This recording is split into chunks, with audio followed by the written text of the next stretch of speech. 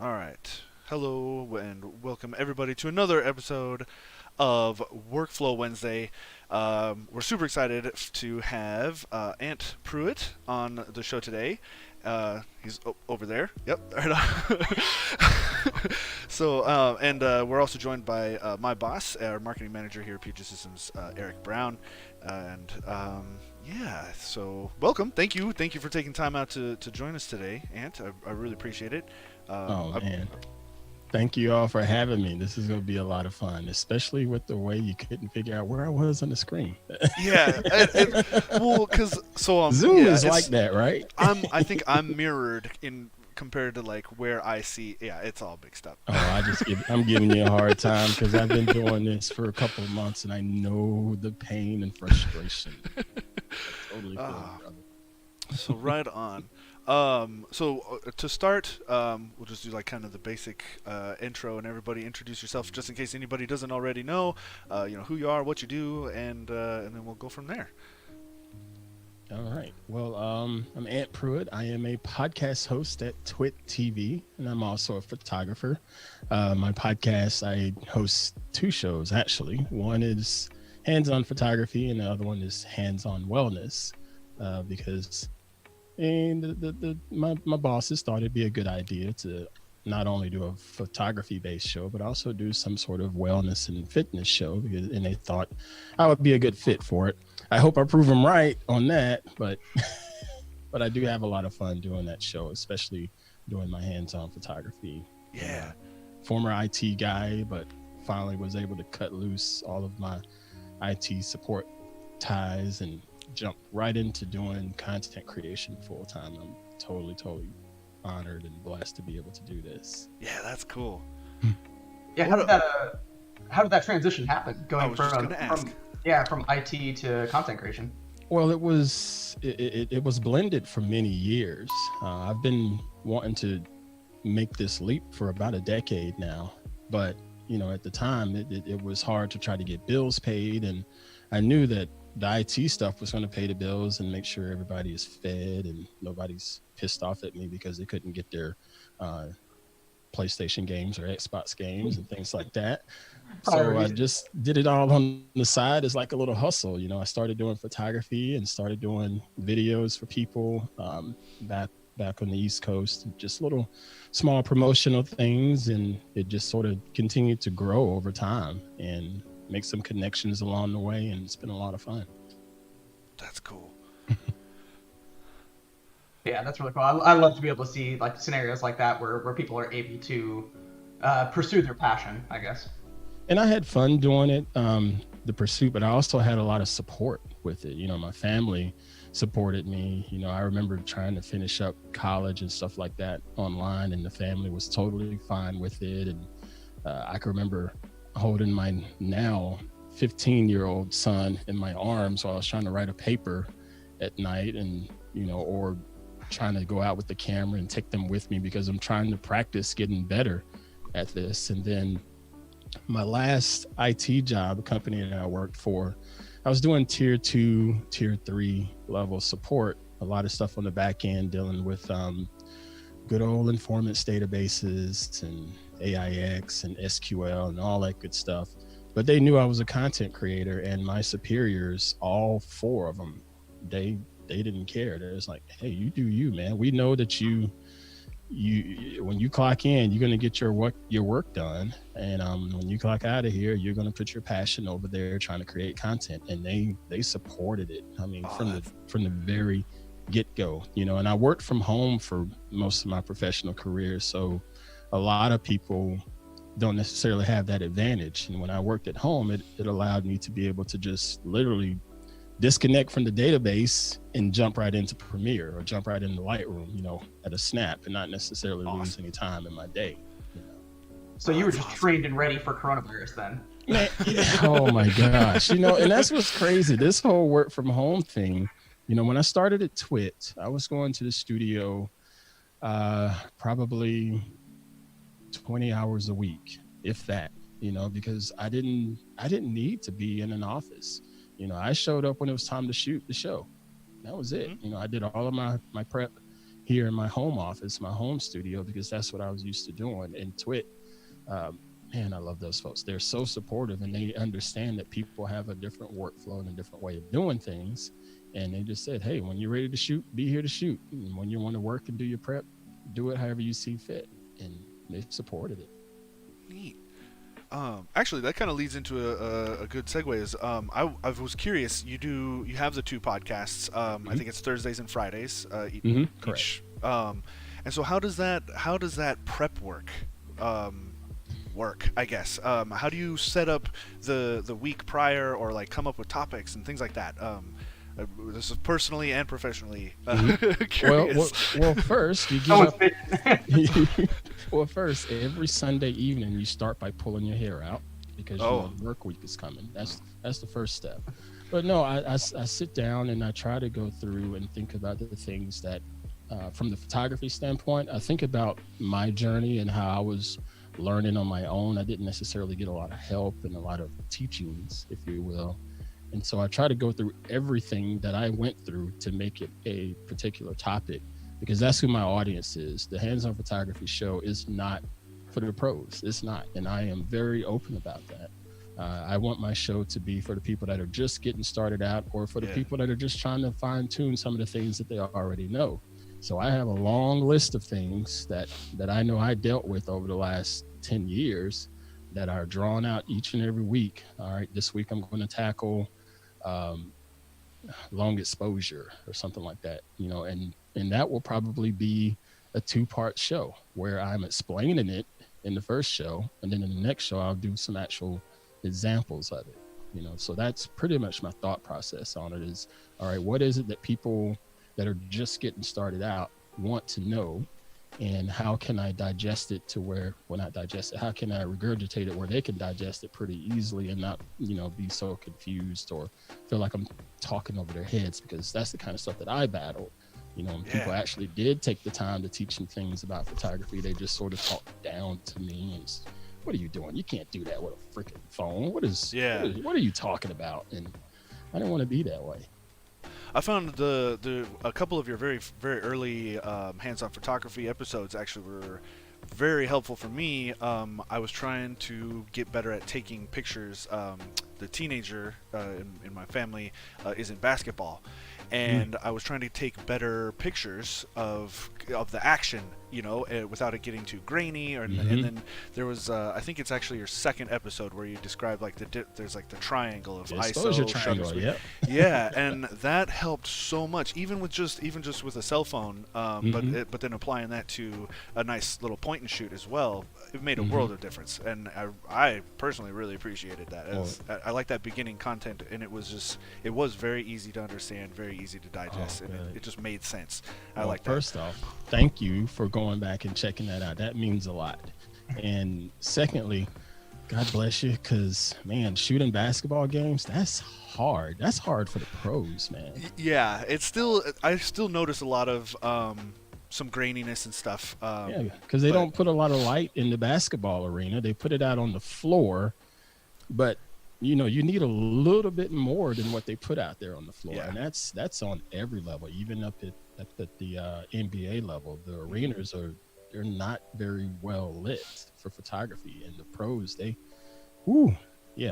makes sense that they're kind of right along the edges though too. So I imagine now that you mention that, I imagine it's to try and take advantage of more of that light there.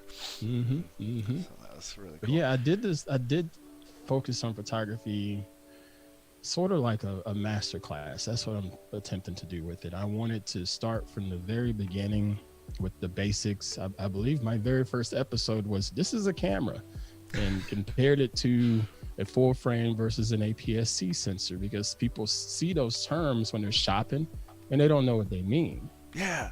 You know, and I wanted to break that down and just build on that. And in the next episode, okay, now this camera's going to do this, and this is how we do that. And I wanted to make it, for lack of a better term, layering each and every week onto the previous week, where you can just get a better cumulative sense about photography.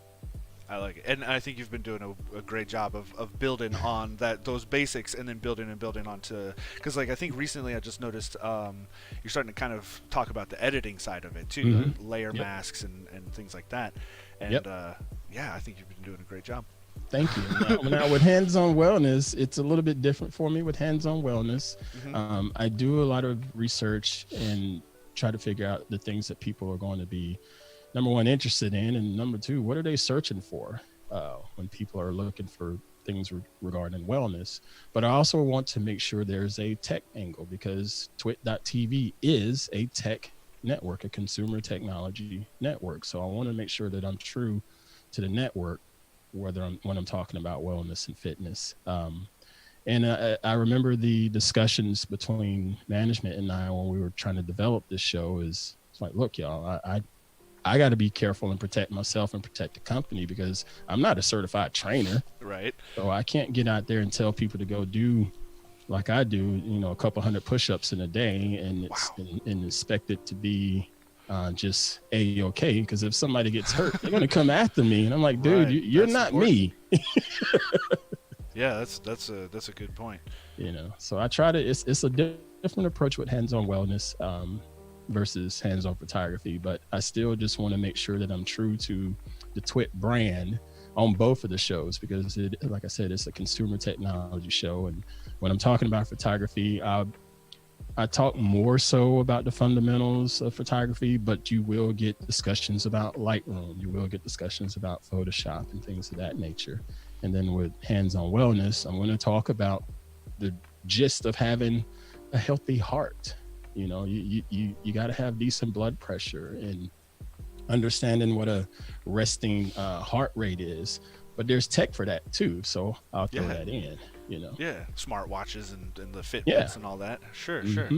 That's cool. I just watched the meditation one, because it's something I've started to kind of I've dabbled in the past, but started kind of being more serious about with everything that's been going on. Kudos to you, brother. Yeah, the anxiety and just like negative self-talk and all this kind of stuff, and it's really made a big difference. I think people kind of dismiss it, And the thing is, Mr. Houston, that's something that you can do for absolutely $0 and just totally change your day within about 5 minutes. Yeah. Doesn't cost you anything, and you probably have a smartphone. Most people on the planet does have a smartphone. So why not give it a try? It doesn't cost you any money. It just costs you 5 minutes of your time, and I can almost guarantee that it will change your day just within 5 minutes.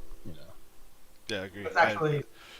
That's actually one of my favorite features of because I have an Apple Watch, and like that's one of my favorite features of how like it tells you to take a break and take a step back and breathe. I mean, don't get me wrong, some days it annoys the hell out of me,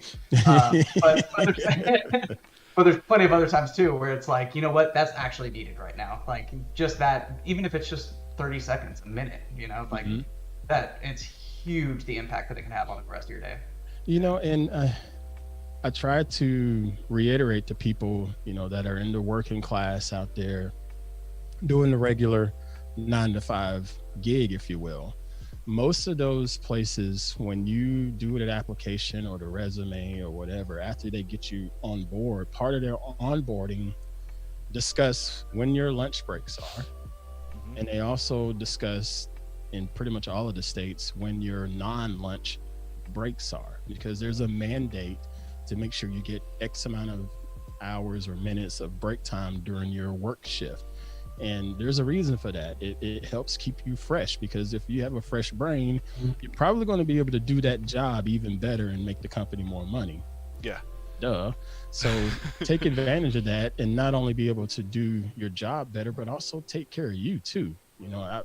I have no problem saying I love me some me. So I'm going to take me a couple of minutes out of the day to take care of Aunt Pruitt, and just find that center and be able to perform a little bit better throughout the day. Yeah. I mean, I'm as guilty as anyone, but I would guess a vast majority of people do not take that time.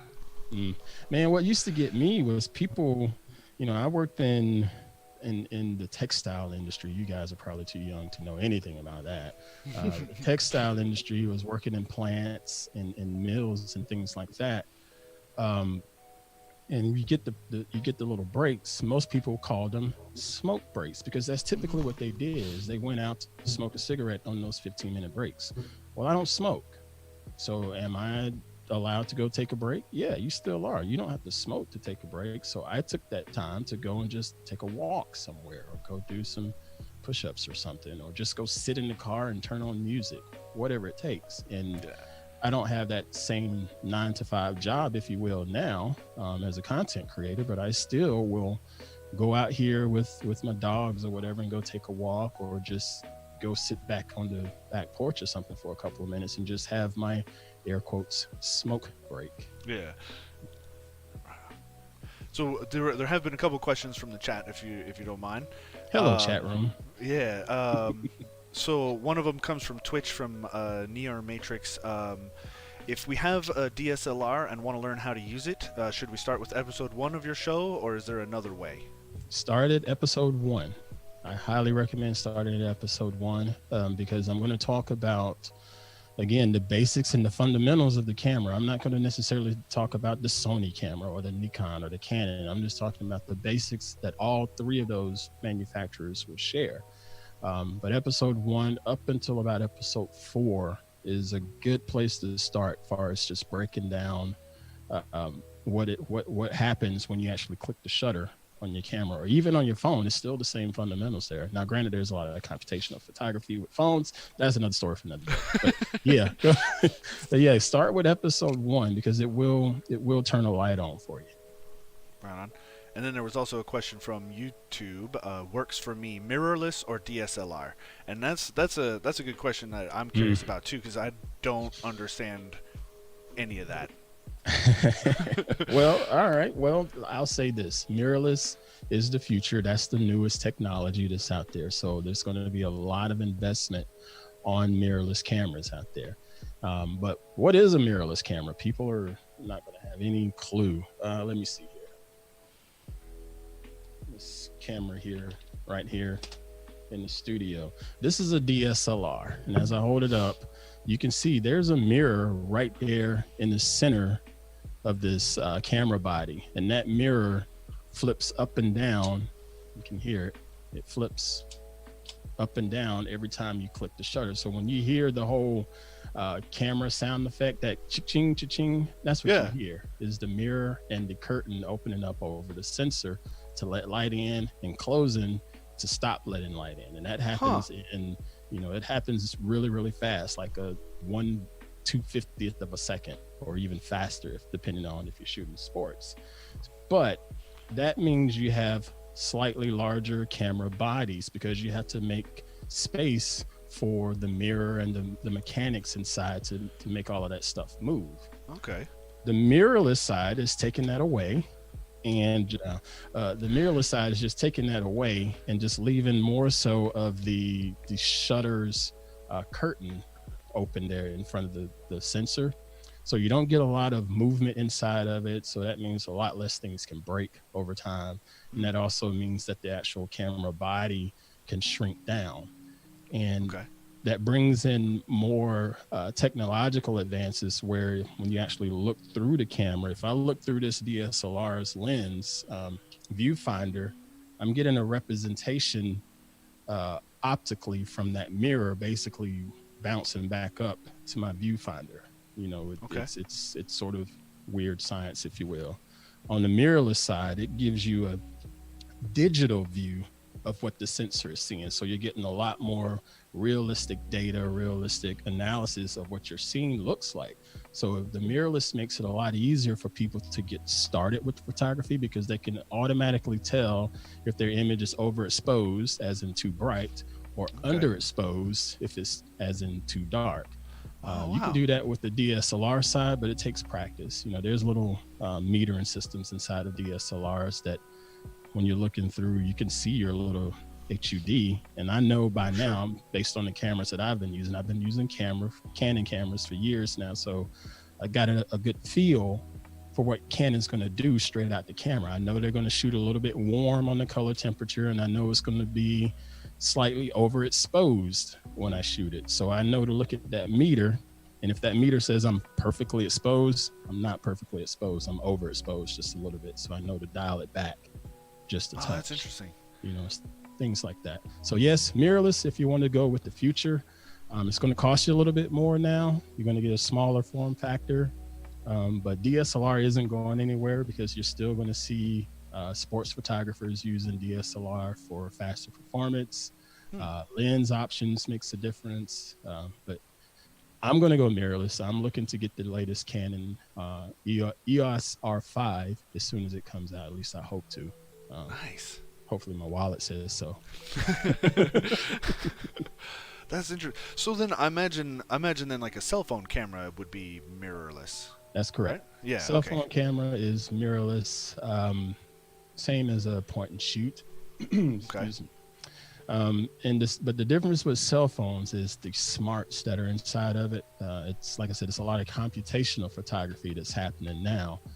With a camera body, you click the shutter and it snaps the image, and the image processor does this thing that says, okay, here's your raw file or here's your JPEG. On the smartphone side of it, it's taking pictures before you even hit the button. It's analyzing your scene around you. You know, it's analyzing the scene just in milliseconds of a time. And when you click that shutter or button on your phone, it snaps the picture and it says, okay, I'm going to create your JPEG just like I would in any other camera. But I know that you're standing outside. It is 12 o'clock in the afternoon, so the sun is really, really harsh. So I need to make adjustments to make that image not look so bright. So it's going to do that. And then it says, you know what, those shadows are probably going to be really dark because of where you are at 12 o'clock during the day. And it's going to bring the shadows up. It does all of this in milliseconds. Wow. So when you snap a photo, your image is going to look pretty good on the smartphone because of the computational side. And they're just trying to take all of the thinking and the guesswork out of photography that most photographers are used to doing, holding up those camera bodies to the eyes and sliding the meters around on the camera bodies and things like that. Huh. That's cool. I think that's probably why Apple's images end up looking better, right? They probably put a lot more R&D into that computational side of things. Well, and that sort of depends. Apple's is really, really good. You compare them to, say, like a Samsung or Pixel. Let's say Samsung first off. Samsung is one of the most popular brands out there around the world. And when you look at the two images from both of them, Samsung tends to be a lot more saturated because they assume people love super saturated color. They love to see the vibrant reds and the popping yellows and things like that. So when they snap it, the computational side of it does everything it needs to do from the exposure standpoint to make sure it's perfectly bright enough and not too dark.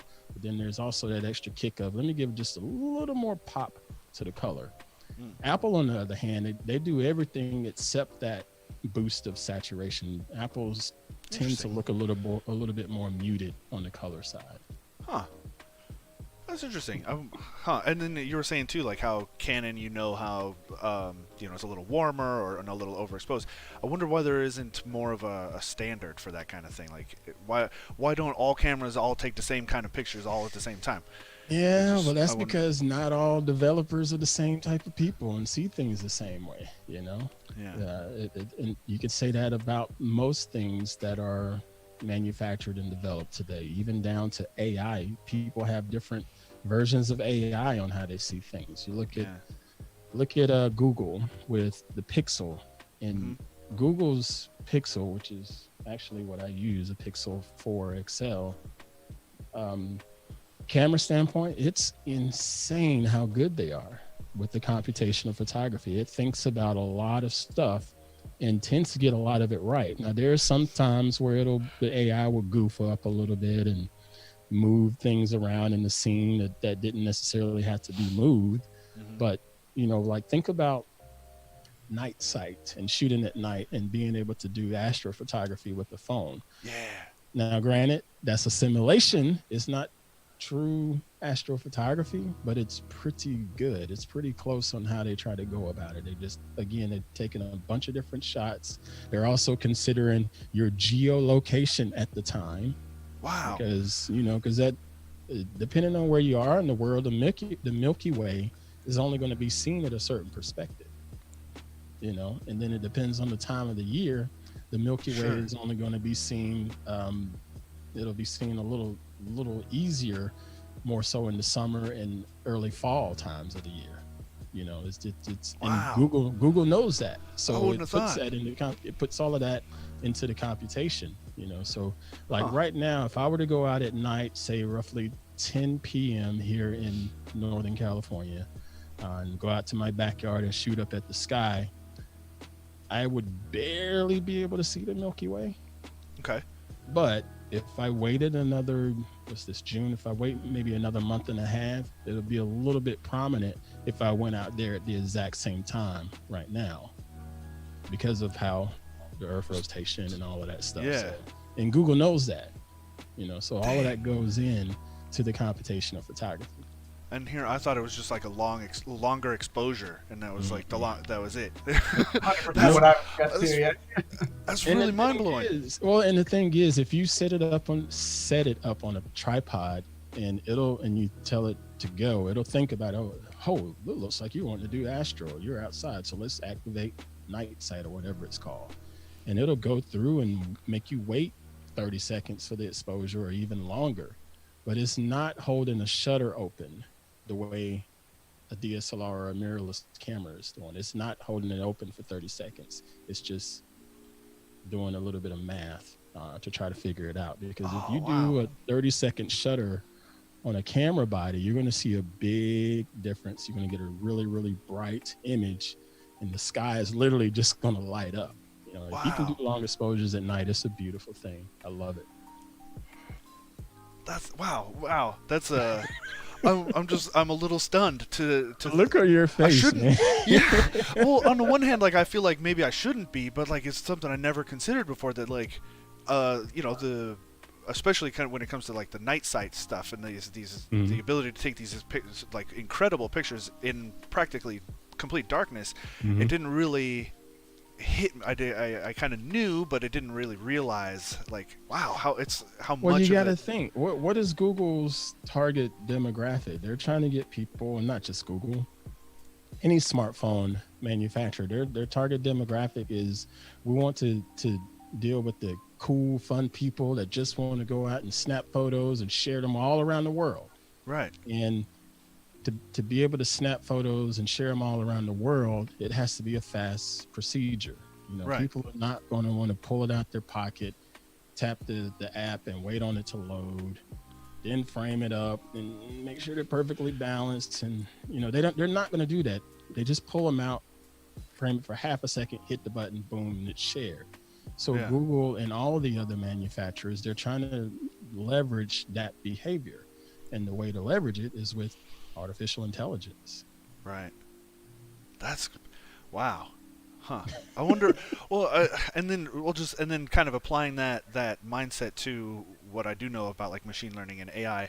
So they must be taking, the hundreds of millions of photographs that have been taken and post processed and things, and Yep.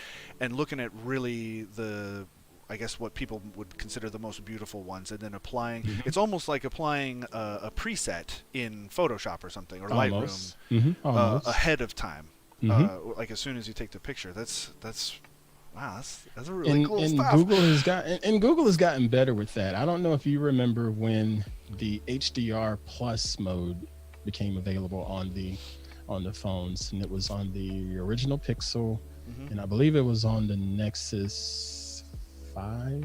Nexus. It was one of those last few Nexus phones. That's when they brought out HDR plus, and I turned it off because HDR stands for high dynamic range, and there's pros and cons to that far as how I shoot.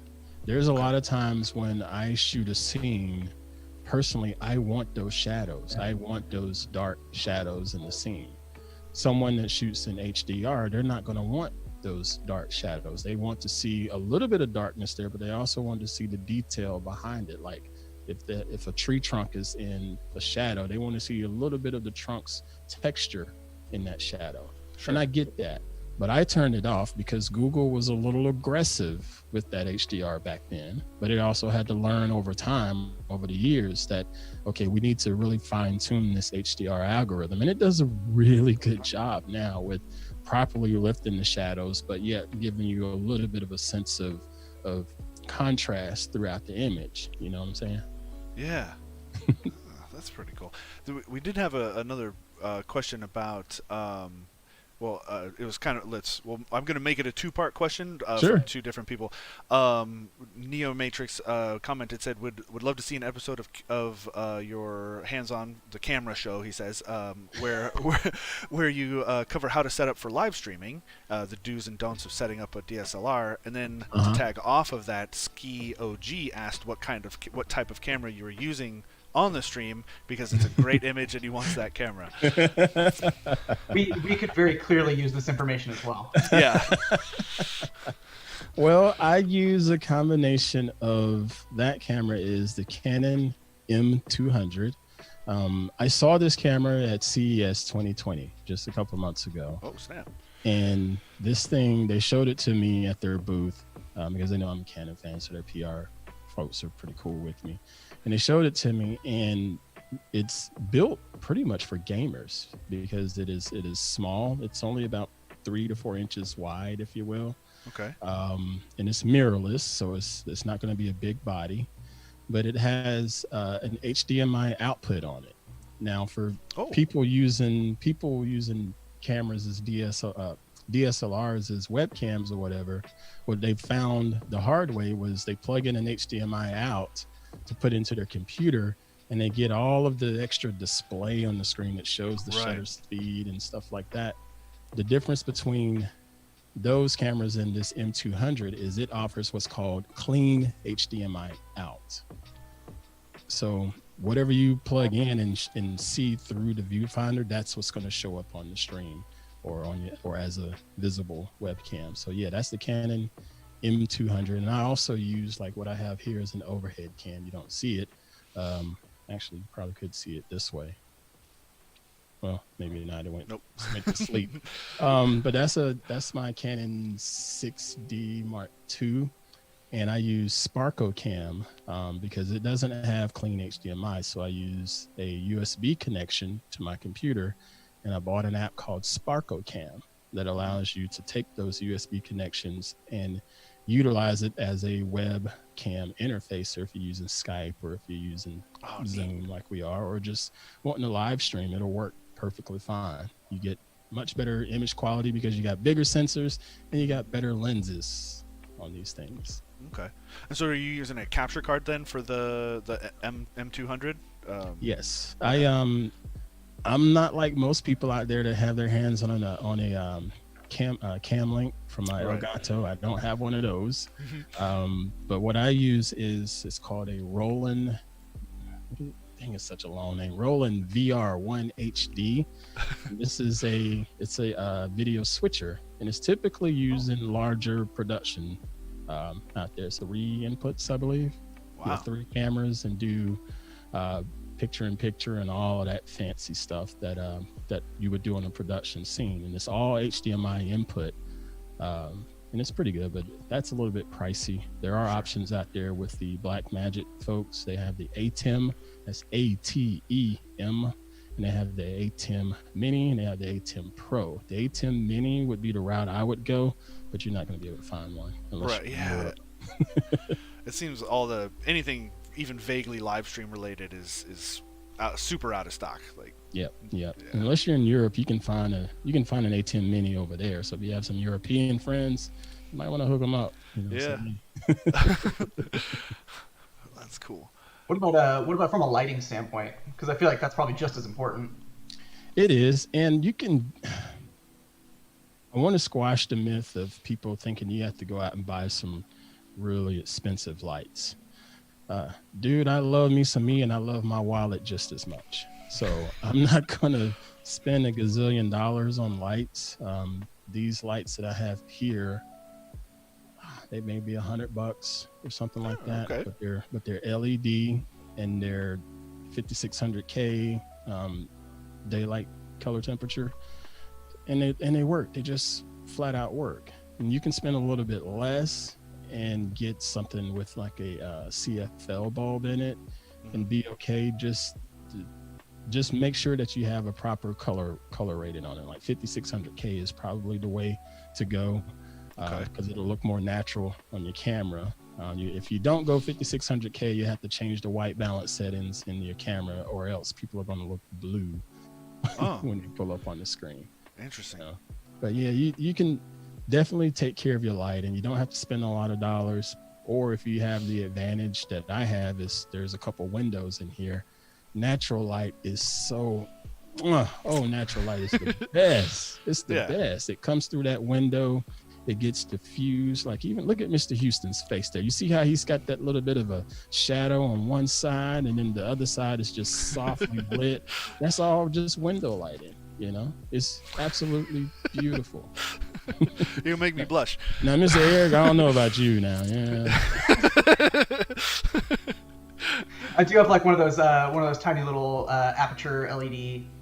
Aperture makes some great lights. They make some great lights. Now this is another little option.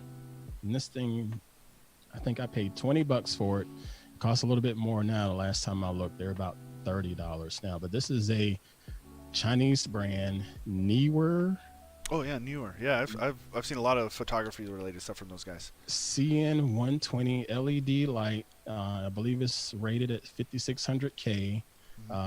Has a lithium-ion battery pack on the back that's rechargeable, and it costs next to nothing. If you want to mount it on top of your camera, you can, because it's got a cold shoe mount, so I could slide it on the top of my camera like so. Or if you want to put it on a light stand, you can do that. I use these a lot for product photography because I can sit them off to the side somewhere that's not seen in the camera, and it'll cast just enough key lighting onto the product, just a little bit of a kiss, and it costs next to nothing, and it's super portable. You just throw it in your backpack. I mean, it's not as portable as the aperture line. Apertures are a little bit smaller, and they tend to be a little bit brighter.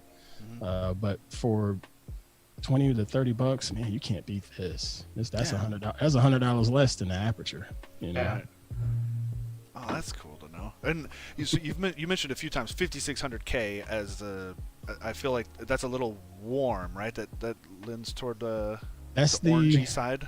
Yes, that's leaning more on the warmer side. Now, if you put up two different bulbs, one is a tungsten bulb and one is a daylight bulb. The daylight bulb is going to look really, really bluish white. Okay. Even though it's warmer, it's going to look to your eye bluish white. The tungsten bulb is going to look orange and warm, if you will. So don't go by the look of them. Go by the actual rating on the box. But yeah, if you want to shoot more typical, I would go with 5600K because that's just a little bit more of a natural look. If you folks have watched the movie or television series Ozark. Oh yeah, I'm a big fan. Notice Ozark looks really, really cold. Yeah. That's the way they set the color temperature of that, and that's just to set the mood. And that's the same when it comes to lighting. You have the 5600K or you have the tungsten lighting. You're going to get a certain effect from what your camera sees. Now, granted, Ozark's done in post, but I was just trying to.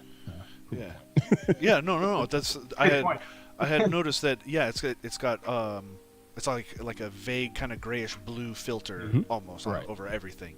Right. That's I've seen that done too in other shows for like flashback scenes or whatever. They'll gray it out or kind of blue, they'll lean it toward that blue side like that. And it totally changes the mood for the viewer. It's perfect. It's well executed on how they did it because that's such a dark television series. It's not happy-go-lucky cheery. Right. But it just works for them. Same for, and I know this was controversial, Joker, the movie. The way that was colored was to give you a certain mood. And when you watch that movie, you can feel it in a lot of the different scenes, because there's some scenes where it's really, really warm and really, really cheery. And then the scenes where he's going through his depression side of things, you notice it gets dark. You notice it starts to get blue. And every now and then you'll see like a blue tungsten, a blue light in the background. You know, just little cues like that really does sell it when it comes to your video, and same for your photography. Wow. So another question: is there a tool that you use to measure lights that are not rated? I do not. I could invest in those things, but I don't. I find it's a lot faster for me to fire up the light, take a shot. I can pull it up in Lightroom, and it tells me right then and there that's too warm or that's too cold. Okay. So much easier, because those light meter things they're not cheap. Right. Just yeah, it's not worth it for me.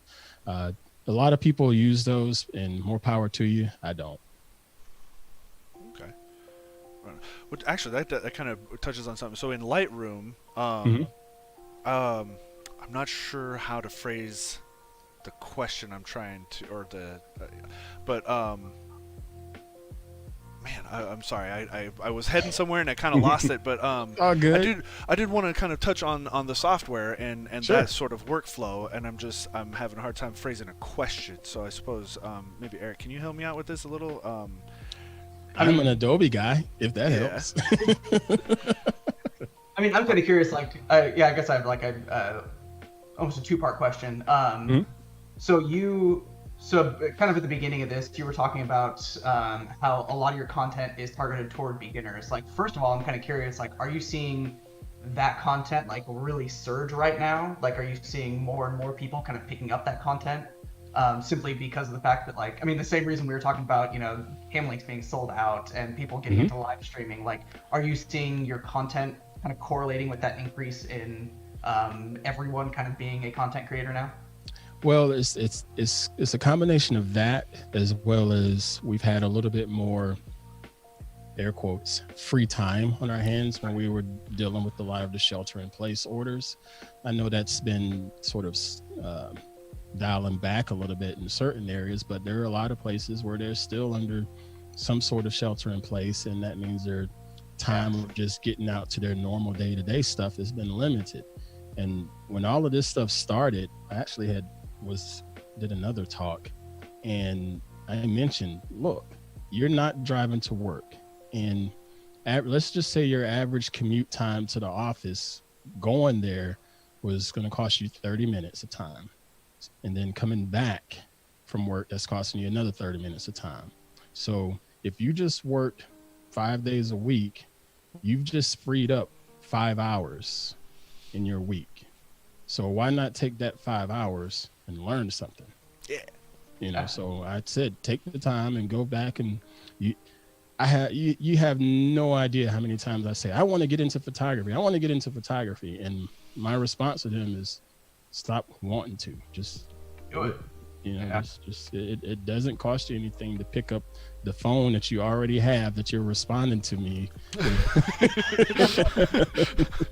You know, and just start. You know, it's there, and now is the time to take advantage of that, you know, extra 5 hours in your week, which is an extra 20 hours in a month. You know, that's a lot of time. You know, take advantage of it. And right now we're starting to see some people, fortunately, take advantage of that and listening to hands-on photography and going back to those very first episodes and trying to build up the skill and learn the ins and outs of photography. What do you see people's main hesitation, I guess, tend to be? Like, what is that thing that's holding them back from just going out there and doing it, you know? The first one was always time. And the second one is a lot of people, I hate saying it this way, but it's a fact. Most people don't like rejection. They don't like to be told no.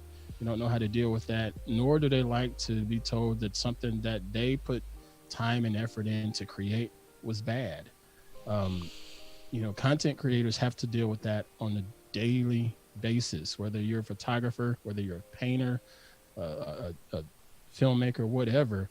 You're going to create something and people are going to absolutely just poo-poo all over. They just won't like it. And then there's going to be other things that you create that they love. And people got to understand, this is part of the process. This is part of the lifestyle. There's going to be some rejection and some negative vibes sent to you, because everybody is not going to connect with that selfie. Everybody's not going to connect with that landscape scene, and you just got to get over that. If you're really, really into photography or any bit of content creation, even if it's just writing. I also used to write. Heck, I still write from time to time. And there are times when people won't read a thing that I say, and there's times when people will read it and comment it and reshare it, and it just goes on about its way. But if they're not reading it, that happens. It happens. Yeah. I feel like I think it was attributed to Steve Jobs that he was like quoted at telling engineers that there's a difference between your work is shit and you are shit. Exactly. And Exactly. just because maybe like your photograph doesn't look good or you're getting a lot of negative feedback, that doesn't mean you as a person are bad.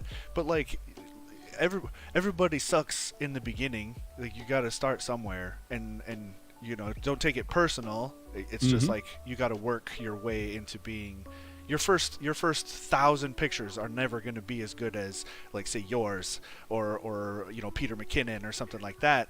Right. It's like you gotta, those guys, you and any other professional have done this how many hundreds of thousands of times, so over and over and over and over. I tell people I shoot something every single day, and it's even easier these last several years because smartphones have gotten even better.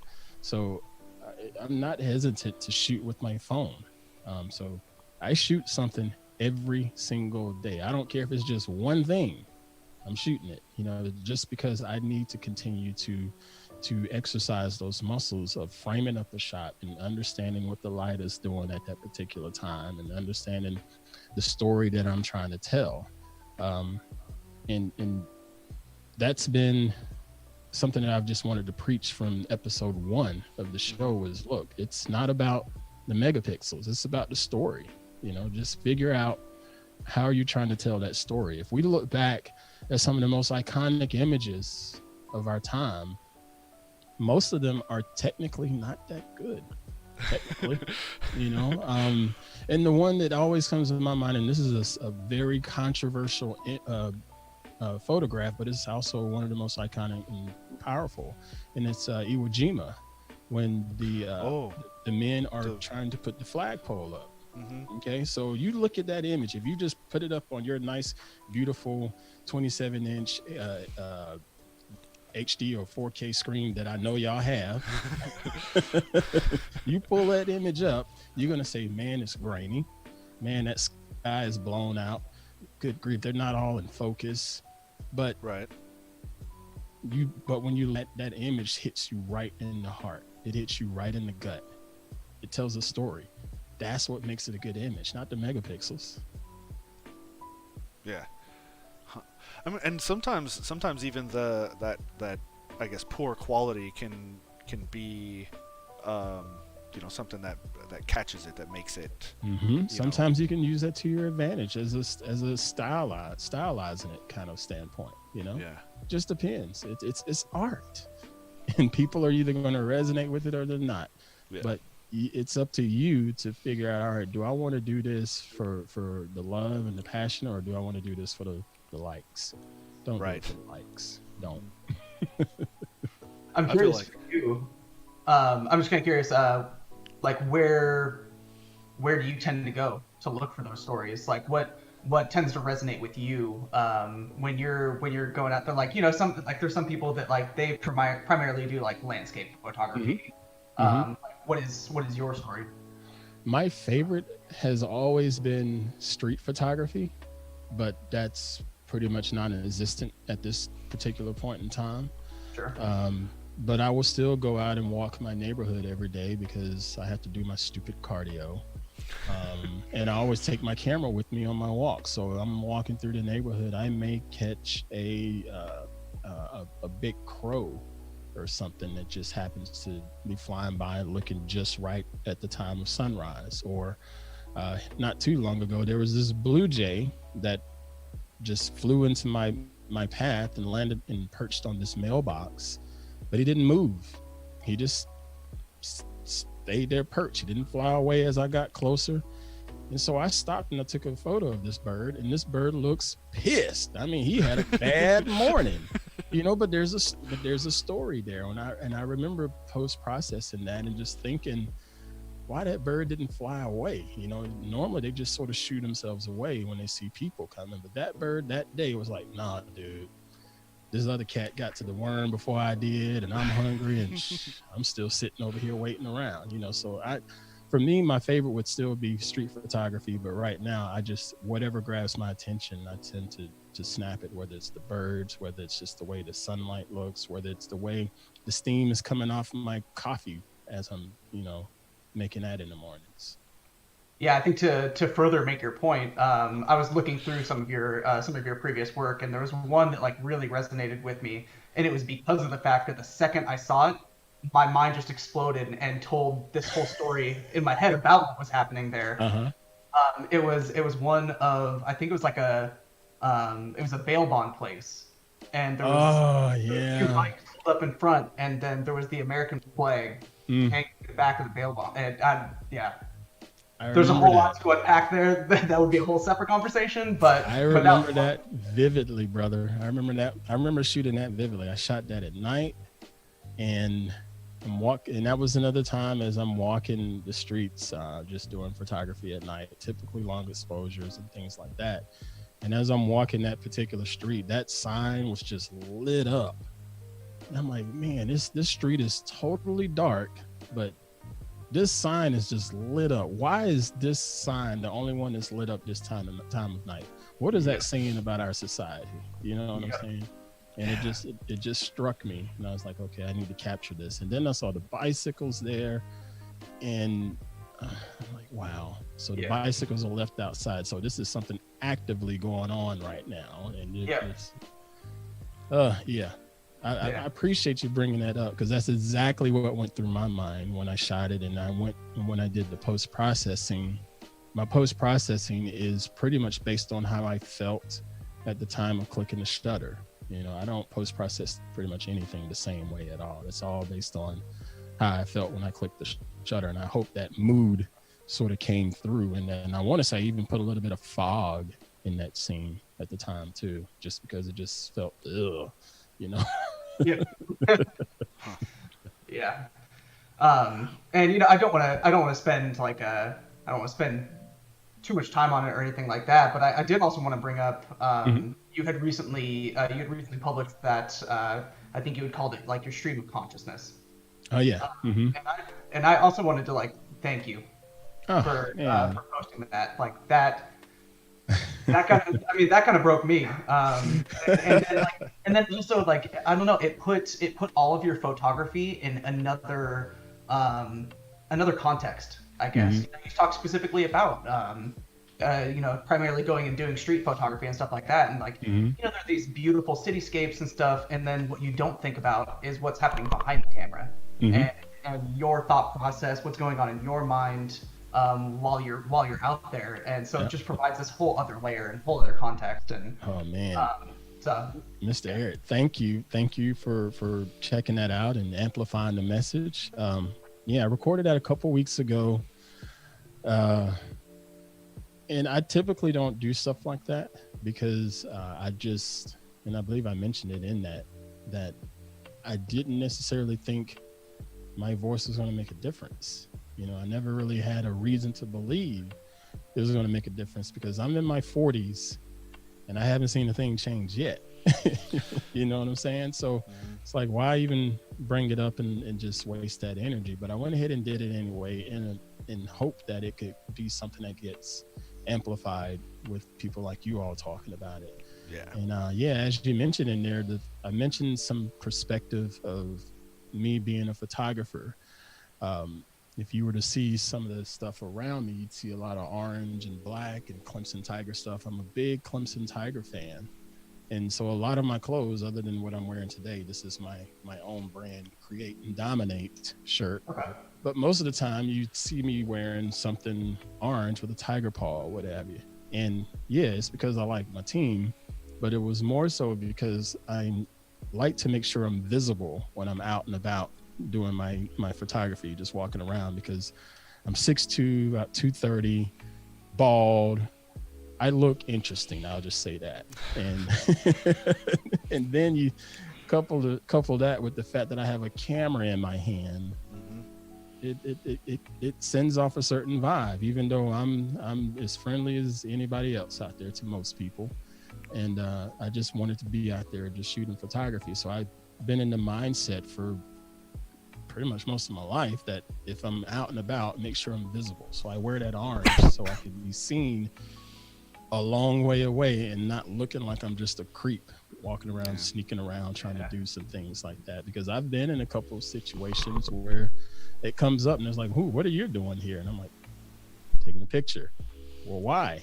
Well, because I'm a photographer. I'm not trying to hide, and it is what it is, But I've had some positive experiences with it as well, with the street photography.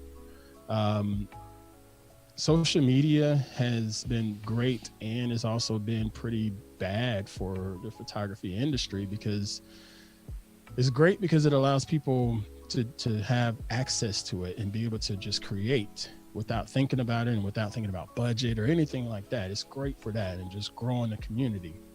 The negative side of it is the privacy concerns. A lot of people are more private conscious now, thank goodness, because of social media and being seen in a certain light. So when I'm out and about, they see a guy with a camera and a lens on it, especially if I'm using a long lens, I look shady to them and they're thinking, oh boy, let me hide from this camera, if you will.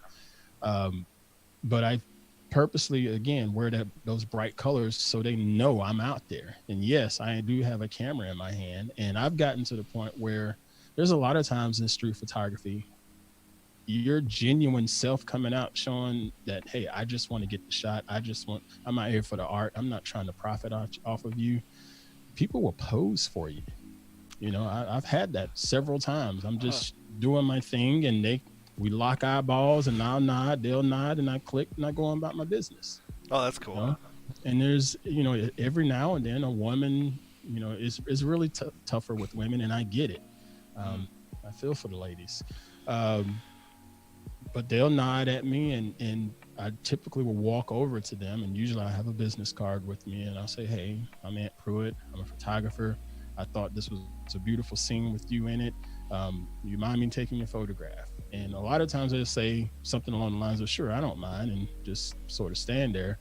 But the bonus, some of them will say, sure, I don't mind, and they will pose and they'll ask questions and they'll get more curious about photography. So not only are they getting interested in me and my work, but they're getting interested in other photographers out there and start looking up other people, continuing to grow the community, So I've always said people have I probably shouldn't curse, you can bleep it out, right? A bullshit meter. People have bullshit meters, okay? Oh, sure. Yeah. And so if somebody walks up with a bunch of hamburgers that they just grilled up over there on the sidewalk, you got an idea they just bullshitting you and kind of thing. But if someone walks up and just tells you another story that say, you know what, I'm doing some photography work, just a little project. I'm working on this. I want to feature that. They'll know if you're genuine, and that bullshit meter goes down, and it's like, okay, they're good to go. So they'll work with you. At least that's been my experience. It's good to hear that there's been good positive experiences about it. Because I can imagine that sort of, I guess, like icky feeling of seeing somebody just randomly taking photographs. Like, oh, what's he doing with that? That's kind of weird. Happens all the time. Yeah. But like I said, I try to diffuse it. If there's eye contact, I typically try to make eye contact on the subject. If if they catch my eye, just because I want them to be comfortable and know. And then I don't take photos of children. I just won't do that anymore. Even though children make some awesome photographs because they're just genuine and they're just being themselves in the scene, and it really comes through. But I try to shy away from that unless they consent, you know. Sure. But yeah, just making eye contact and just being a human being, they tend to just, okay, yeah, he's cool. Sure. Right on. Well, let's see. We're right just over our little hour here. Oh, jeez, I'm sorry. I speak No. so slowly. Me and my southern drawl. No, it's been great. Man, I know we could probably go for a little longer, but I'm trying to stay strict to our our time here. Is there, Eric? Do you have any other questions or? I mean, like, I think if we were to like wrap it up, I would just be interested in, for all those people that are starting off. I mean, I know we talked a little bit about, like, okay, just go out there and do it. Just take that time, do something every day. But maybe, yeah, like, maybe besides that, like, what's the one thing you would tell people that are starting off trying to get into photography right now? Just stop saying and start doing. Period. That's it. I can't make it any simpler than that. I get the emails, I get the DMs, I get the @ replies and all of that. And they always say, hey, I'm thinking about starting XYZ.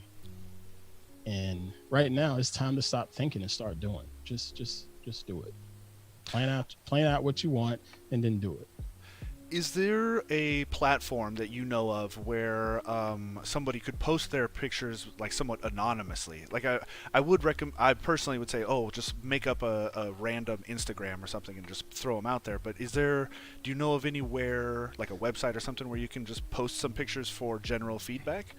Not really, because even the websites that have photography groups, there's some sort of registration process there. So you're gonna have to verify an email address or something. Yeah.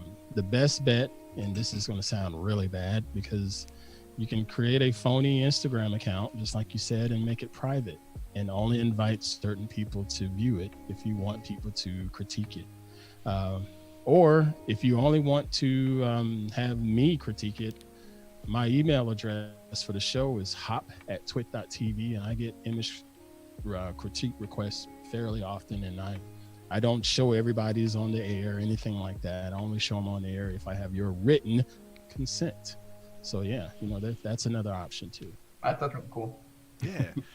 All right on. Yeah, that sounds cool. Because like I can understand where people don't want, like, either their friends or family to critique or be public attached to it, and so it's good to know that, like, you kind of have an open door that way. That's really nice of you. Well, that's the thing. It was when I was starting out, I had my very select few of friends that actually gave a crap about me using a camera. And then the same was with my family.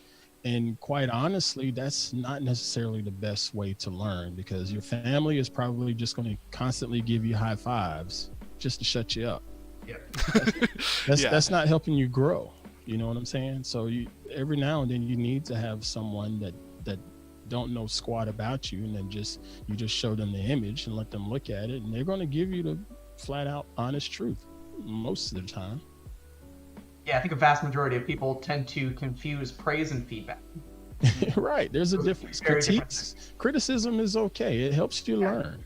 Just because they're criticizing, that doesn't mean they don't like it. It doesn't mean they don't think it's a good image. It's just some things can be tweaked here and there, even if it comes down to just cropping.